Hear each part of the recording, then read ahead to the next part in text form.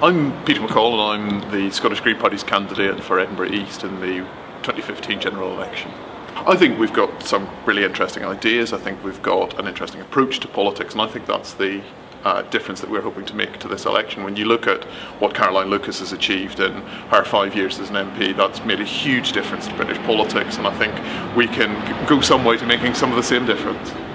So we really like to take the railways back into public ownership. We had East Coast in public ownership for some years after the private operators defaulted on the contract. It was the most reliable railway network. It was the one that was returning millions of pounds to the public exchequer, and it had very high levels of customer satisfaction. So we think that we should do the same with all of the other franchises as happened with East Coast, and we should take them back into public ownership and we should run them as a public good rather than for private profit.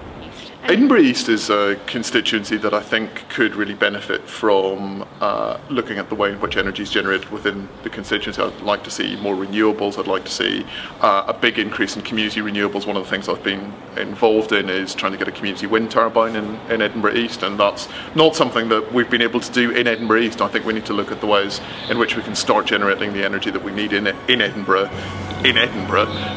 so that we can bring the jobs and the wealth that comes from that back to Edinburgh.